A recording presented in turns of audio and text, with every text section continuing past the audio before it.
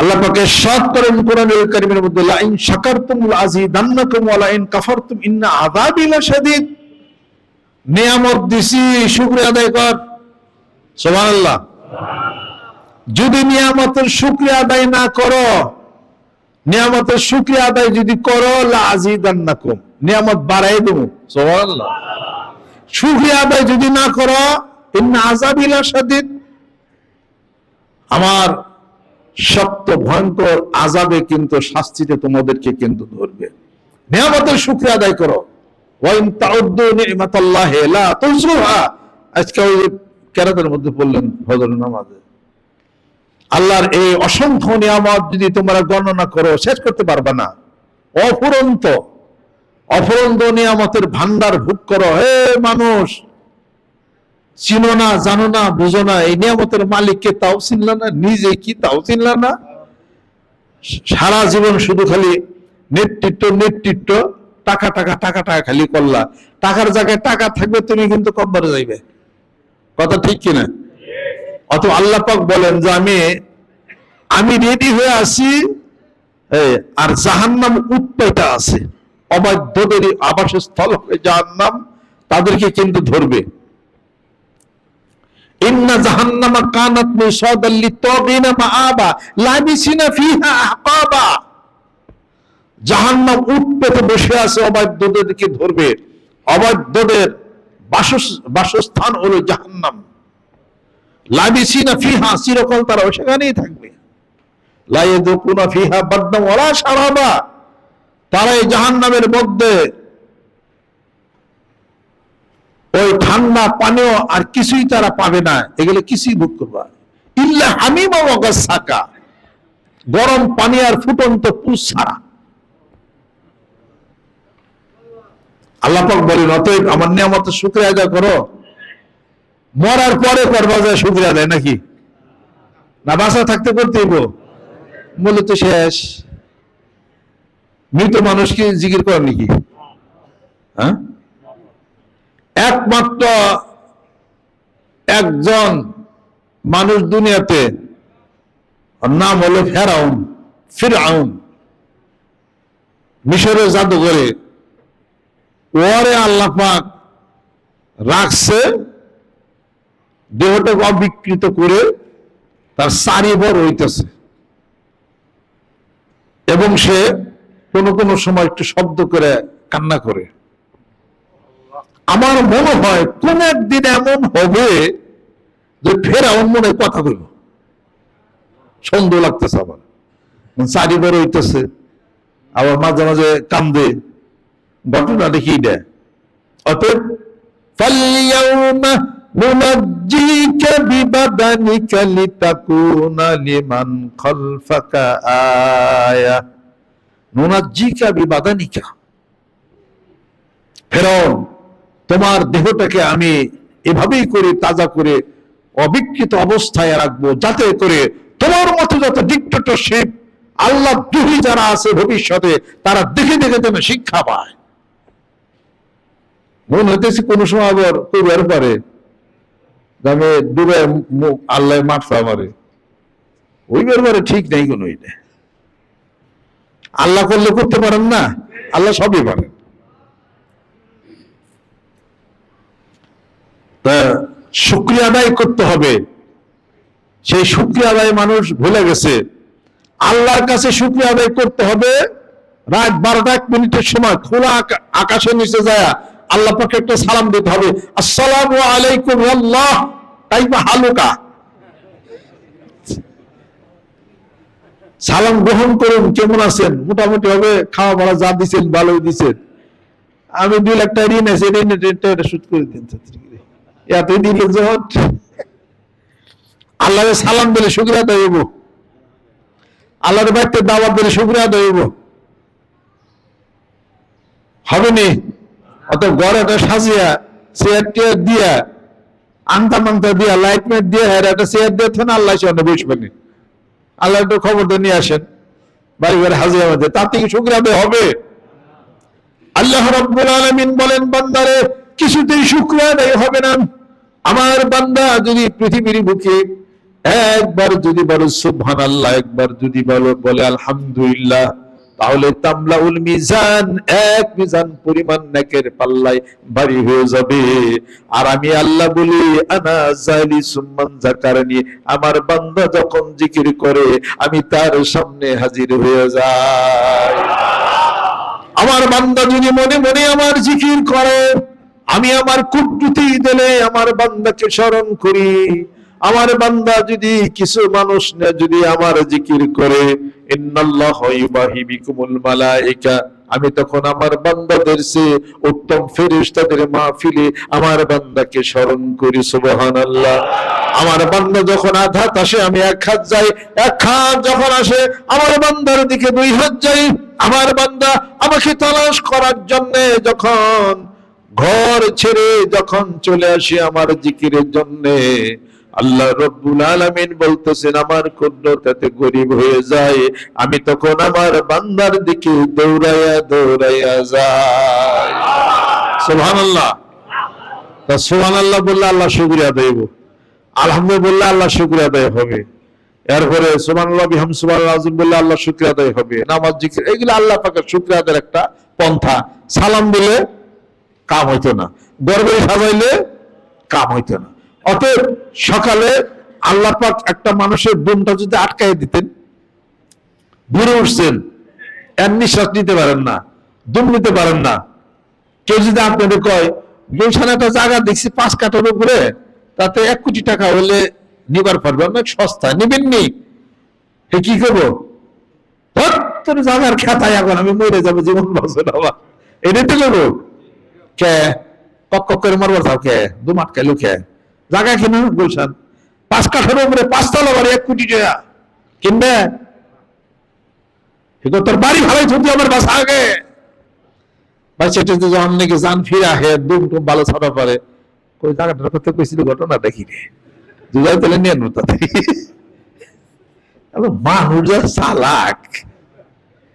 আল্লাহ পাক বলে মানুষ বড় অকৃতজ্ঞ, বড়ই কৃপণ, বড় অকৃতজ্ঞ, কৃপণ। দুনিয়ার সমান বিশাল সম্পত্তি যদি দেয় তারপরে বলবো যে আরো কিছু দরকার ছিল, এবার এদেশে তো থাকলাম, অন্য দেশে যাওয়া দরকার। এদেশে ছেলেবেলা মানুষ হইতেছে না, বিদেশে থাকলে মানুষ হবে। আর এই দেশের পোলাবান না মানুষের বিদেশে বড় ইঞ্জিনিয়ার হয়েছে, ইচ্ছা করো তোমার ইচ্ছা অনুসারে আল্লাহ কাম করবো। ওই একটা কাপড় বললে হরম হে ক্ষমতাও নাই, আল্লাহ টাকা পয়সাও দেয় নাই, তুই নিয়ত কর যাতে তার 2টা কাপড় আল্লাহ দেয়, তার ঠিকই দিব, মন গুনে ধন মিলে। সুবহানাল্লাহ।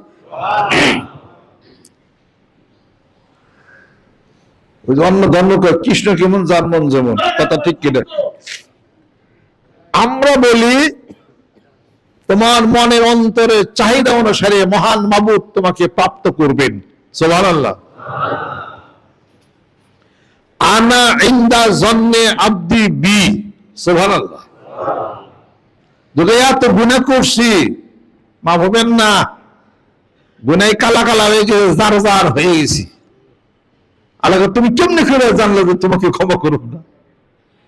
পাহাড় সমান গুনাহ নিয়া, সমুদ্রের ফেনার সে পর্যন্ত গুনাহ নিয়েও যদি বান্দা আল্লাহর কাছে দাঁড়ায়, আর যদি আস্তাগফিরুল্লাহ রাব্বি মিন কুল্লি যামবি ওয়া আতুবু ইলাইহি পড়ে সকাল সন্ধ্যায়, আল্লাহ বলেন সমুদ্রের ফেনার সে পর্যন্ত গুনাহ আমি মহান মাফ করে দেব তাকে। খালি আস্তাগফিরুল্লাহ বললেই কাজে শুকরিয়া আদায় করা যাবে। শুকরিয়া আদায় করেন, বাইরে যাবে। ছোট্ট আমি দোকান দিছি ভাই, কবল দুঃখের কবল, আল্লাহ তো তোমার গাড়ি বাড়ি কত দিছে, আল্লাহ তোমার চাইলো না, আল্লাহ বলে ওর দিকে চাইলো না, আল্লাহ ঠিকই চাইছে, ও যে আরেকখানে গেছে, আমার আল্লাহ চাইলো না, আমি তো দুনিয়ার দুঃখী দেবী কাঙ্গাল, কি কয় আর না কয়।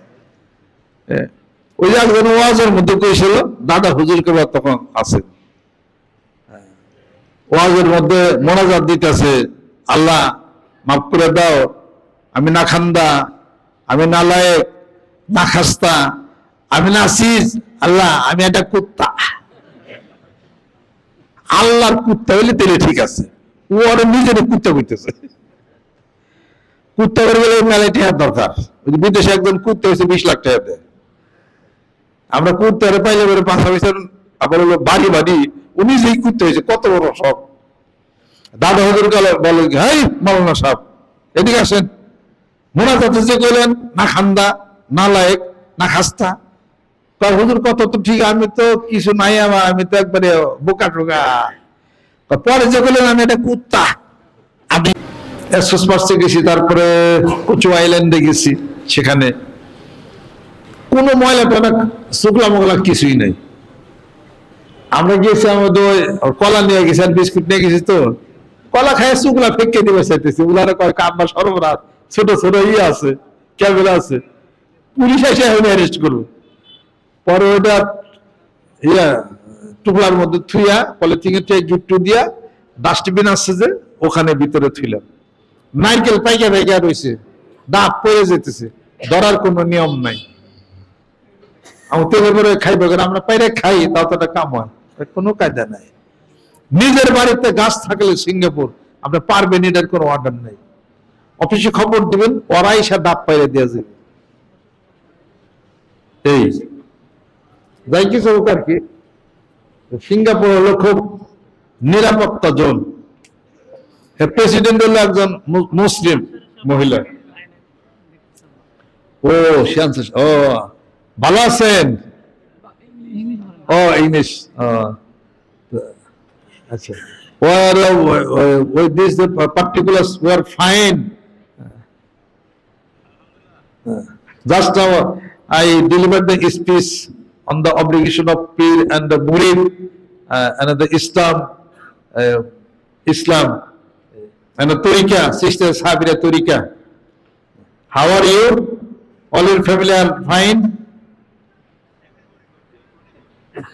Alhamdulillah, Alhamdulillah. ঠিক আছে। আমাদের এই যে এখানে একটা আমার গ্যাদারিং হচ্ছে, ইসলামী গ্যাদারিং, মানে এখানে you see all these followers to me. ও যে উনি সিঙ্গাপুরে, উনি ওখানকার বাসিন্দা আছেন, ওনার বাড়িতে আমি গেছি আর কি, সবাই দেখতেছেন আর কি, সবাই মে আল্লাহ ব্লেস আপন ইউ। আসসালামু আলাইকুম। আসসালামু আলাইকুম। উনি সিঙ্গাপুরের বাসিন্দা। উনি আস্তাগফিরুল্লাহ, আস্তাগফিরুল্লাহ, আস্তাগফিরুল্লাহ, আস্তাগফিরুল্লাহ। আল্লাহ পাক যেন কবুল করে নেন, রহমত করে নেন। মনে রাখে রেখে করবেন, কথা ঠিক আছে? মনে রেখে নিজ দায়িত্বে ভালোবাসা দিয়ে করবেন। কারণ আল্লাহু আকবার, আল্লাহ কবুল করে দাও, কোন জানি না লাগে। আলহামদুলিল্লাহ, হাত তামা দরবারে পীরের সৈনিক হওয়ার নিয়ত করে আজকে থেকে আমি সৈনিক হয়ে গেলাম তার। আর আমাদের সবক মাহফিল সামনে হবে, ডেট হয় না এখনো, বাড়িতে বসে এখন সবক জিকে শুরু করে দিবেন। আর সবক মাহফিল আব্বা বলছিলেন যে আমার প্রত্যেকটা মুরিদ একটা বাস, একটা পার্টি, তোমরা এটা তোমরা দরবার কেন্দ্রিক তোমরা আইনো। আজকে যদি নিয়ম করতাম যে যারা মুরিদ বছরে একবার আসবেন, পীরের দরে বাবার দরে একটা করে গরু আনবেন, খাসি আনবেন, তাও তো আনতেন। যদি নিয়ম থাকতো এখানে যে এনে খাওয়া খাদ্যের ব্যবস্থা আছে, খাসি খুশি নিয়ে আনা লাগে, এতদিন কত খাসি হয়ে যেত, কথা ঠিক কিনা? এরকম কোন নিয়ম আছে? গরুদের কোন নিয়ম আছে? দিলে আপনি মাদ্রাসায় গরিব ছাত্রদেরকে দেন। খাসি দেওয়ার নিয়ম আছে, পীরের নামে দরবারের নামে গরু খাসি, এটা হলো শিরক এবং বেদাত, এটার মধ্যে নাই। তাই বলে একবার ভুল হয়ে গেছেন, ঘটনাটা কি? এটা তো ঠিক না। এখানে মাদ্রাসা আছে, 400-500 ছাত্র থাকে, মাদ্রাসার নিয়ত করে যেটা খাসি দেন, বালা মুসিবত দূর হয়ে যাবে। আপনি জানেন সৎকা দিয়ে দেন, ছেলে সন্তান হয় না, আল্লাহ পাক দিন, বিপদ মুক্তি হবে, হায়াত বেড়ে যাবে, মাদ্রাসায় দেন। কিন্তু মানুষের কি ঘুরে ফিরে পীরে দিবার চায়, আর ও দরবার দিবার চায়, এলো সমস্যা হলো এক জায়গায়। এর মুরিদরা মশলা জানে, আলহামদুলিল্লাহ, এগুলো আমি সেটা গ্রহণ করি হাদিয়া। কিন্তু গয়ের হোক কোনো নিয়ম নাই, কথা কি বুঝিয়ে পারছি? কাজের মাদ্রাসা দিয়ে খেয়াল রাখবেন, যে যারা পারেন। এই মাদ্রাসা আপনাদের ছেলেপেলেরা আলেম ওলামা হবে, আপনাদের শক্তি নাই। এটা আলেম হলে পরে শক্তি, একটা মসজিদের ইমাম, মসজিদের খতিব হবে, একটা মৌলানা হবে, ওখানে তো দরবার একটা বীজ বপন করা হলো, একটা পার্টি 1000 টাকা আবার বলে থিয়ে গেছিলেন। যারা যারা পারেন এটা আপনার পরে পূরণ করেন। আল্লাহ পাক আমাদেরকে কবুল করে নেন, রহমত করে দেন। মা বোনের যারা আছেন তারাও মাদ্রাসা দিয়ে খেয়ালটা আপনারা করবেন। ওখানে মহিলাদের মধ্যে আমাদের ওই যে ডাইরেক্টর সাহেব আছেন, ডাইরেক্টর সাহেব দিদি, আপনার সকলে কালেকশনে তার হাতে দিলেই হবে, সে পৌঁছে দেবে।